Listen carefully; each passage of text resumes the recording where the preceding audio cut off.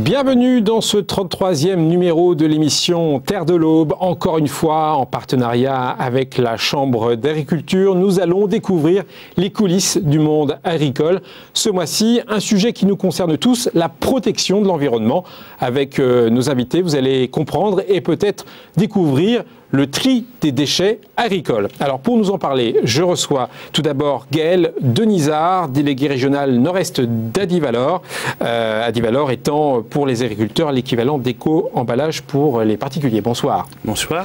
À vos côtés, Armindo Gomez, vous êtes directeur de Coved. Cette société existe sous ce nom depuis 1990 avec 10 agences en France, dont une à la Chapelle-Saint-Luc. La protection de l'environnement est au cœur de votre métier. Assainissement de l'eau, énergie renouvelable et recyclage des déchets. Tout un programme, on en parlera dans cette émission. Enfin, à vos côtés, Christophe Pron, élu à la Chambre d'agriculture. Vous avez été précurseur pour la création d'une filière de recyclage dans le département. C'est bien normal qu'on vous invite dans ce studio ce soir. Les présentations sont faites. On va tout de suite découvrir le sommaire. Comment collecter plusieurs tonnes de bâches, sacs de semences et bidons de produits chimiques? Agriculteurs et distributeurs se coordonnent pour y parvenir. Je pense qu'il est plus simple de passer par la coopérative parce que c'est des gens qui connaissent de proximité. On a un maillage important sur le territoire, qui n'est peut-être pas vrai pour toutes les déchetteries. Où et comment sont triés les déchets? Que deviennent-ils? À la Chapelle-Saint-Luc, la Coved est capable de tout trier. Ici, les salariés déchiquettent, compactent, avant expédition. Et quand j'aurai une deuxième benne, on les emmènera dans un exutoire, dans des fours à chaud. Les bons gestes pour tout recycler. La Chambre d'agriculture sert de guide aux agriculteurs. Un nouveau dépliant a été édité. Il recense les bonnes pratiques et les bonnes adresses. On veut que ça soit pratique et pas rappeler les textes réglementaires, mais dire concrètement à l'agriculteur ce qu'il doit faire au quotidien de ses déchets. Le tri des déchets agricoles dans l'Aube, comment ça marche et pour quels résultats? Réponse avec nos invités. Avant de découvrir tous ces sujets, une petite question introductive à l'adresse de Gaël Denizard. Le tri des déchets pour les particuliers existe depuis à peu près 10 ans. Est-ce que la collecte sélective des déchets dans le monde agricole est plus récente? Non, le monde agricole se préoccupe depuis longtemps des déchets agricoles. Depuis les années 90, les chambres d'agriculture ont organisé d'une manière ponctuelle des opérations coup de poing. Et Adivalor a été créé en 2001, donc ça fait partie des premiers éco-organismes à être créés au niveau national. Et donc on peut dire que le monde agricole se préoccupe déjà depuis longtemps de ces déchets. Ça fait 10 ans que la filière s'organise quelque part. Ça fait 10 ans que la filière s'organise.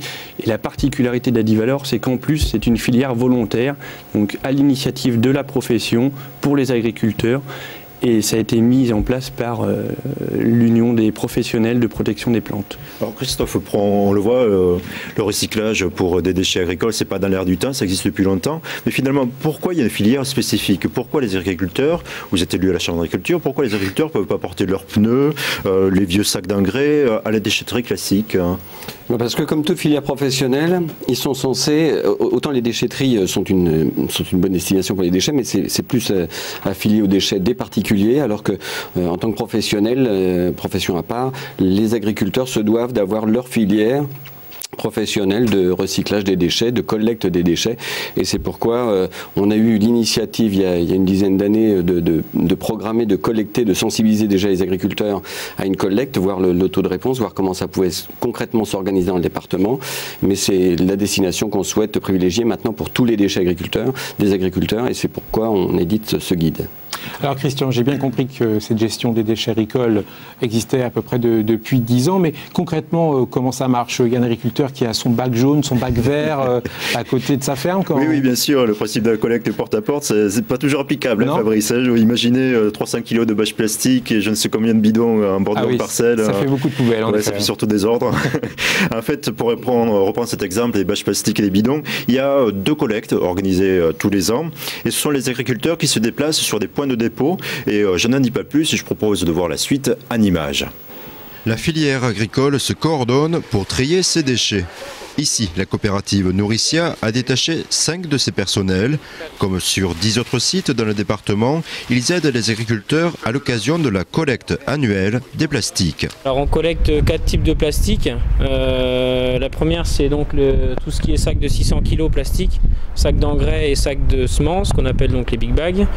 Il y a aussi les bâches plastiques qu'on utilise pour les tas d'ensilage. Le troisième plastique, c'est les films en rubanage qui servent donc à emballer les balles de paille de foin qu'on laisse dans les champs.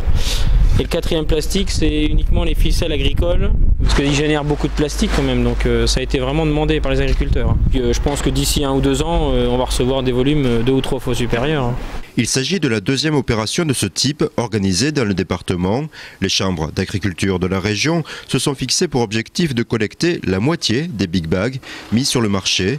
L'an passé, 467 agriculteurs étaient venus déposer volontairement leur plastique. Il y a quand même des produits pesticides qui restent à l'intérieur, donc c'est important de les éliminer par une chaîne spécifique, quoi. Bah, c'est vrai que si ça peut être utilisé pour faire quelque chose, autant en profiter. Ça peut servir. Mais vous, ça vous rapporte rien? Pourquoi vous le faites? Bah, déjà pour la nature. Tout le monde prend conscience du problème.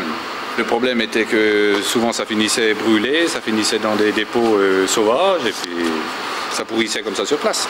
Je pense qu'il est plus simple de passer par la coopérative parce que c'est des gens qui connaissent de proximité. On a un maillage important sur le territoire, qui n'est peut-être pas vrai pour toutes les déchetteries. Il y a aussi un projet d'entreprise qui a été initié pour nous aussi, c'est vendre et produire durable. Donc à la fois pour la coopérative, mais aussi de manière plus large au niveau des adhérents. Et ça fait partie des nouveaux services qu'on a à proposer dans la vision 2013, la modification de la PAC à nos adhérents. Et la migration doit se faire de manière naturelle et progressive et non pas radicale avant d'arriver à une réglementation qui soit stricte, qu'on aurait du mal à mettre en application. Jusqu'en 2002, les agriculteurs accumulaient également des bidons de produits chimiques, périmés ou devenus interdits, les PPNU. Depuis 5 ans, dans l'Aube, 69 tonnes de ces produits ont été collectés par Soufflet Agriculture. S'il n'y a pas d'obligation de collecte, les agriculteurs ont l'interdiction de stocker ces produits. 5% des entreprises agricoles sont contrôlées tous les ans. Et j'ai eu la maladresse de laisser un anti-mousse gazon avec mes produits phyto, donc il était consigné également. Alors qu'un particulier, je pense qu'il aurait pu le mettre sur sa pelouse. On a un métier où c'est très délicat, on est surveillé, on est même pisté. Et des produits comme ça, moins on en a, mieux on se porte et puis on dort plus tranquille. Alors j'ai eu un contrôle là, dernièrement, phytosanitaire pour la vigne, pour les céréales. J'avais juste ça dans l'armoire. Et là, vous avez fait combien de kilomètres pour le rapporter? Combien que ça fait des Clavol à ici? Combien de temps de parcours? 20 minutes. Tout ce qu'on nous dit qu'on est des pollueurs, tout ça, c'est plus vrai actuellement. C'était vrai il y a peut-être 30, 50 ans, mais actuellement, c'est plus possible. Des agriculteurs trieurs, les groupes agro-industriels accompagnent cette démarche. On a mis en place ce type de collecte dans le cadre de notre démarche développement durable, donc d'amener un service à l'agriculteur qui a un impact également sur l'environnement. Les objectifs sur les produits périmés non utilisables, il est clairement à 100%. On estime qu'il doit rester environ 20% des stocks historiques, mais qui sont évacués, j'allais dire, à chaque collecte ponctuelle. Aujourd'hui, on est vraiment fiers de pouvoir montrer à l'extérieur, dans un contexte où l'agriculture est souvent un petit peu décriée, de montrer que des collectes et la profession s'organisent pour gérer ce type de collecte. Les sacs et bidons étant parfois ouverts, cette collecte est réalisée avec des vêtements de protection. Nouveauté en 2009, ceux-ci sont désormais également collectés et traités. Christophe Pron, aujourd'hui, quel est le taux de collecte des déchets agricoles dans le département ? Ce qu'on a estimé, en tout cas, c'est qu'il y avait à peu près 9 bidons sur 10 qui étaient collectés. Ensuite, quand on parle de big bag, donc c'est ces gros sacs de semences ou d'engrais, il y en a à peu près 1 sur 2, sachant que la collecte n'a démarré concrètement qu'en 2008. Et puis environ 25% des films plastiques, la contrainte étant qu'il nous faut des films les plus propres possibles, et dans certains cas c'est vrai qu'ils sont souillés, soit de nourriture pour les animaux, soit de terre.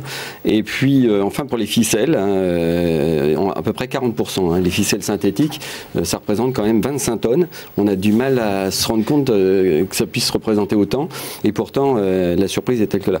Ce que je voudrais juste souligner, c'est que on avait déjà eu l'idée de faire des collectes, ne serait-ce que pour s'initier à la démarche en partenariat dans ce département sur les plastiques en général, au-delà des bidons vides, mais la contrainte de coût était aussi liée à la difficulté de recyclage. Et c'est vrai que depuis 2-3 ans qu'il y a eu une hausse du cours du pétrole, ça permet plus facilement de mettre en route une filière de collecte, de recyclage, de valorisation moins coûteuse en définitive pour l'ensemble des agriculteurs. Là, vous me tendez la perche parce que justement il y a quelqu'un qui connaît bien le tri, il est à vos côtés, c'est Armando Gomez. Finalement, vous dirigez la Coved, je rappelle il y a un site à la Chapelle-Saint-Luc et vous avez investi, on va voir les images, il y a peu de temps dans une nouvelle presse. Ça permet de passer d'une capacité journalière de 20 tonnes à 80 tonnes. Est-ce que ça veut dire que le site de la Chapelle-Saint-Luc est adapté pour une telle montée en puissance en termes de collecte ? Oui, absolument. Il est adapté à la fois en termes de compétences et en termes de capacité. D'abord pour le département de l'Aube, c'est certain, mais il faut savoir que nous récupérons sur ce site également l'ensemble des tonnages qui viennent des départements limitrophes et d'autres régions, puisque la moitié des tonnages que nous accueillons à la Chapelle-Saint-Luc viennent de régions telles que la Touraine, etc. Donc c'est un centre important de centralisation des tonnages pour nous, avec des équipements bien récents comme cela. Gaël Denisard, comment et qui organise la collecte sélective? En regardant le reportage, on a l'impression que c'est chacun en fonction de ses réseaux départementaux, locaux. C'est plus organisé que ça?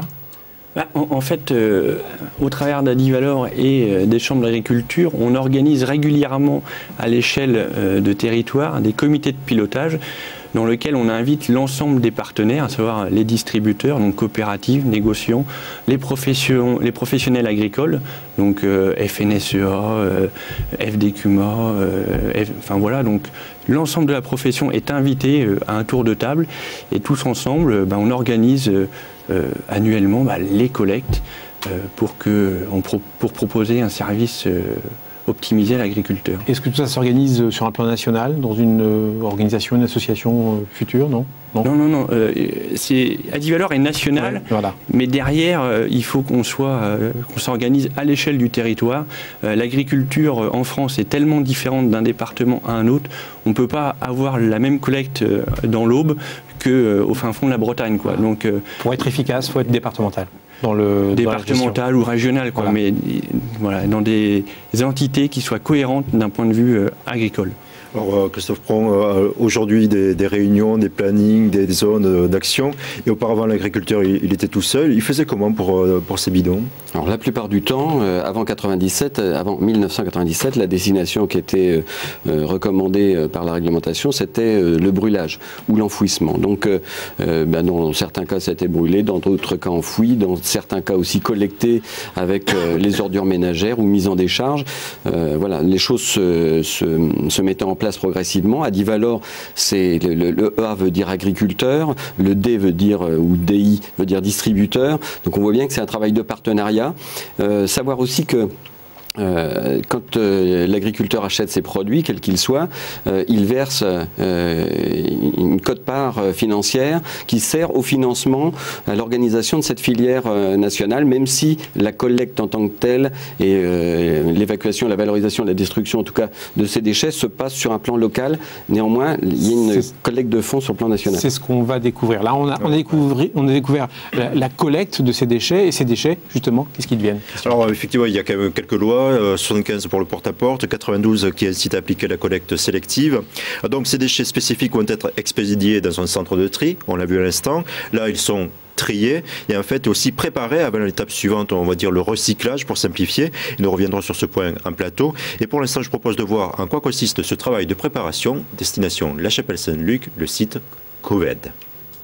Ici, près de 90 salariés trient les déchets collectés, appareils ménagers, huile de vidange et désormais des déchets issus des champs.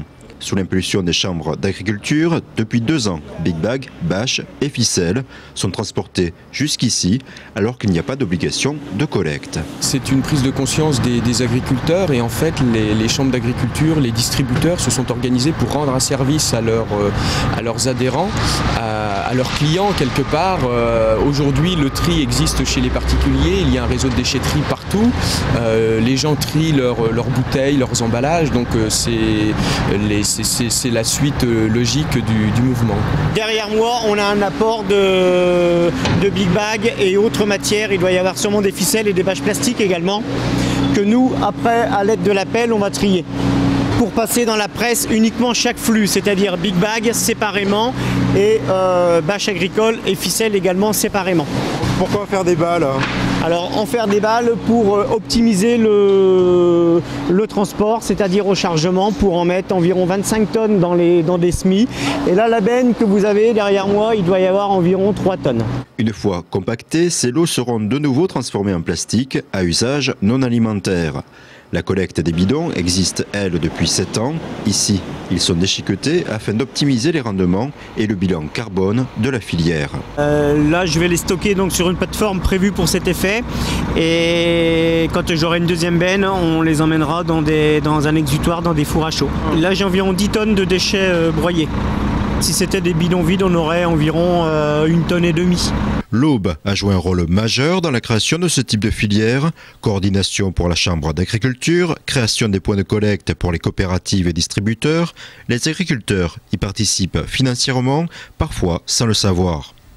Le financement est fait comme sur le principe des particuliers, c'est le paiement à la source, c'est-à-dire qu'à chaque emballage qui est mis sur le marché, les industriels payent pour la mise en marché, de leur emballage.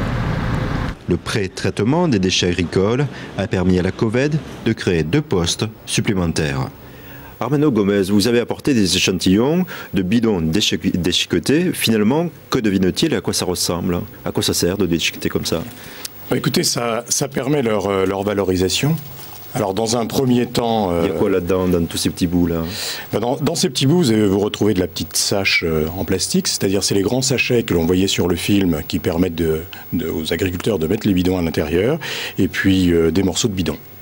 Et ces produits-là, ensuite, sont effectivement envoyés en four à chaud. Donc, ils sont d'abord réduits à une certaine granulométrie qui est compatible avec l'alimentation, avec le procédé des fours à chaud, et qui permet donc de les alimenter et de substituer le combustible pétrolier par ces produits-là, et ainsi de les valoriser énergétiquement, c'est-à-dire de... Valorisation énergie. Voilà. Okay. L'image d'Épinal du recyclage, c'est de dire que les bouteilles plastiques vont devenir des pulls, les bouteilles plastiques des particuliers vont devenir des pulls. Est-ce qu'on peut faire de même avec ces copeaux plastiques de bidons agricoles? Est-ce que c'est possible d'arriver à ce niveau de recyclage? Alors, oui et non. Oui, techniquement, ça pourrait être possible, mais on s'interdit à la fois tout contact alimentaire et tout contact avec l'homme. Donc aujourd'hui, ces produits en valorisation matière partiront sur plutôt du type plastique ou du sac poubelle. Et ça, c'est ce que vous souhaitez faire, par exemple, c'est peut-être l'autre échellon? Alors voilà, ça c'est l'étape d'après. C'est de l'étape valorisation énergie à valorisation matière. Alors aujourd'hui, on s'arrête là. Ça c'est le temps de la connaissance du gisement. C'est le temps de maîtriser les tonnages et de maîtriser les compositions. Donc valorisation énergétique en four à chaud substitue au pétrole. Deuxième étape, on passe par un lavage et par une séparation de tous ces petits films légers qui ne sont pas de même nature en termes de plastique pour ne garder que le polyéthylène que vous voyez là. Et ensuite, ce polyéthylène, une fois lavé, préparé, trié, eh bien, est transformé. Alors, vous voyez qu'il a une couleur uniforme parce qu'on le charge ensuite avec des colorants pour qu'il puisse être recyclé. Eh bien, on se retrouve comme ça avec des produits granulés qui ressemblent un peu à des lentilles et qui sont ensuite et là, ce sont les bidons des agriculteurs qui deviendront comme ça. Voilà. Ce que vous avez dans vos mains, ce sont les bidons des agriculteurs. Absolument. Alors, Gaël de Nizarkem, je crois que ça a été dit à l'instant, ça devient des sacs poubelles à partir de ces granulés plastiques, ça devient aussi des tuyaux pour l'habitat ou que sais-je. Mais ces tuyaux-là, je crois qu'ils sont fabriqués en Italie ou aux Pays-Bas. Ça veut dire qu'il faut encore le coût du transport pour les amener là-bas. Est-ce que écologiquement et économiquement, c'est intéressant ou pas? Il faut savoir que le monde du recyclage est quand même assez récent. Et par exemple, pour les big bags, ça part en Italie parce que les usines de recyclage des big bags sont en Italie et on n'en a pas en France. Donc on est obligé aussi de se confronter à la réalité du terrain, d'où la nécessité, comme c'est expliqué dans le reportage, de densifier les déchets et de faire des camions à 25 tonnes pour réduire au maximum les coûts de transport et arriver à recycler les big bags, qui derrière servent à faire des panneaux d'isolation, etc. Donc justement, Armando Gomez, vous avez le projet de passer de valorisation énergie et valorisation matière. Vous avez trouvé quelqu'un dans l'Europe pour la matière ou pas? Oui, bien sûr, oui. En France peut-être ou pas? Oui, en France, absolument. Dans le nord de la vous France, donnerez le tuyau à... Juste pour rebondir, là j'ai pris le cas des Big Bags, qui sont du polypropylène, etc. Donc c'est un matériau très particulier. Après, sur les bidons, on fait du recyclage en France, en Auvergne. Sur les films plastiques, on en fait dans l'ouest de la France. Donc après, il faut aussi voir, par rapport à la localisation des gisements, de trouver des exutoires de proximité. Ce que j'entends, c'est que c'est une filière qui est en train de se construire au fur et à mesure, année après année, quelque part on n'en est qu'au début de tout ça, de tout ce cycle. Et ce que j'ai compris, c'est que c'était quand même assez complexe et que c'est un véritable métier, tout ça. Ouais, voilà, c'est vraiment un métier. Et pour rester simple, en fait, la Chambre d'agriculture a réalisé un guide à l'attention des agriculteurs. La ville de Troyes a fait de même, par exemple, avec cette plaquette. On la connaît tous. Voilà, qu'est-ce qu'on met dans nos poubelles, comment pour les trier. particuliers. Il y a ça, c'est pour les particuliers. Il y a le pendant pour la Chambre d'agriculture. Voilà, c'est le guide. Et en fait, je propose de voir justement pourquoi il y a ce type de communication pour les particuliers et aussi pour les agriculteurs. À Troyes, la ville a lancé une nouvelle campagne de sensibilisation au tri des déchets, une démarche pour convaincre les derniers récalcitrants. Moi je trie rien du tout, je mets ça à la poubelle et je débrouille avec. Pourquoi? Parce qu'à mon âge, j'ai du mal à me travailler. S'il faut encore trier les déchets. Est-ce que vous triez vos déchets? Non. Pourquoi? Je sais pas, parce que pour moi, il n'y a pas trop besoin, quoi. Les particuliers sont appelés à trier des déchets simples comme le verre, le papier et les emballages. Ceux-ci seront réutilisés. En revanche, qu'en est-il des déchets agricoles? Non, aucune idée. Aucune idée. Je ne sais pas. Le recyclage du fumier pour faire du biogaz, je crois qu'ils sont tenus de le faire, non? Après, est-ce qu'ils le font réellement? Ça, je sais pas. Et si je vous dis qu'en fait ils trient déjà leurs bidons et leurs bâches, qu'est-ce que vous en pensez? Je pense que c'est le minimum, ouais. À la Chambre d'agriculture, le tri se pratique dès l'accueil. Delphine Olivier incite même à aller plus loin avec l'édition d'un guide. Celui-ci a été réalisé avec le soutien de l'ADEME et de la région. Alors dans ce guide, on trouve des fiches descriptives par type de déchets. Il y en a plus d'une vingtaine, et type les aérosols, les ampoules. On trouve aussi tout ce qu'il faut faire avec ces huiles usagées, les pneumatiques, tout ce qui est les sacs d'engrais, les sacs de semences, les déchets d'emballage d'une manière générale, carton, papier, tout ce qui est les équipements de protection individuelle, parce que quand ils font leur traitement, ils sont protégés par des combinaisons, des masques et des gants, les frigidaires, les ordinateurs, des choses comme ça. Dans le département, les progrès sont déjà considérables. Pour les emballages vides de produits phytosanitaires, la collecte a évolué de 0 durant les années 90 à 300 tonnes en 2004, puis 500 tonnes en 2009. Afin d'éviter les erreurs de tri, ce guide recense les bonnes pratiques et les adresses utiles. Il y a une fiche descriptive par déchet qui reprend à chaque fois ce qu'il ne faut pas faire, comment on doit les stocker pour pouvoir les ramasser après, et les modes d'élimination. On veut que ça soit pratique et pas rappeler les textes réglementaires, mais dire concrètement à l'agriculteur ce qu'il doit faire au quotidien de ses déchets. Édité à 5000 exemplaires, ce guide sera distribué auprès des agriculteurs dès la fin février. Alors Christophe Pron, pourquoi c'est édité maintenant, 10 ans après les premiers essais de collecte?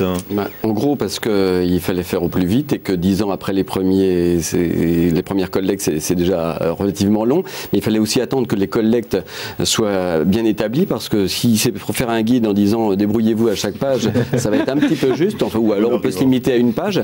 Ce que je voudrais juste dire pour finir, c'est que pour nous, servir les agriculteurs, au niveau de la Chambre d'agriculture ou de l'ensemble des organisations agricoles, c'est vraiment notre ambition au quotidien, et qu'on ne peut pas concevoir d'agriculture durable sans une bonne pratique sur les exploitations et une bonne gestion des déchets.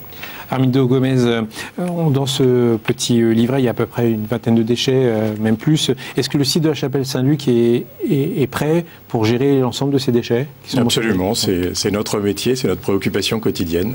C'est aussi une particularité de Covedb de tout prendre presque. C'est une particularité, en tous les cas, à la Chapelle Saint-Luc, la diversité des matières entrantes, parce que c'est de la matière recyclable pour nous, est effectivement très grande, puisque, comme vous le rappeliez au début, nous faisons aussi bien de l'assainissement que de l'emballage ménager, et entre deux, tous les déchets industriels qui existent et les déchets agricoles dont on parle actuellement. Guénel Denizard, pour conclure, lorsqu'on parle de développement durable, il y a le mot écologie, puis il y a aussi le mot économie, le mot social. Est-ce que vous pouvez estimer le nombre d'emplois qui ont été créés ou pourraient être créés grâce à la gestion des déchets agricoles dans le département ? C'est difficile de répondre, mais si on fait un ratio d'emploi par chiffre d'affaires, on pourrait déjà estimer qu'aujourd'hui, il y a une dizaine d'emplois de créés. Donc si derrière, il y a encore des augmentations de tonnage, on peut encore espérer grappiller quelques emplois dans le département. C'est tout ce qu'on peut vous souhaiter en tout cas. Merci de nous avoir décrit cette gestion des déchets agricoles. On a appris beaucoup de choses avec vous, Christian, ce soir en votre compagnie. Je vous donne rendez-vous pour un prochain Terre de l'Aube, le mois prochain, pour une nouvelle découverte de ce monde agricole au bois qui n'en finit pas de nous étonner. Au revoir.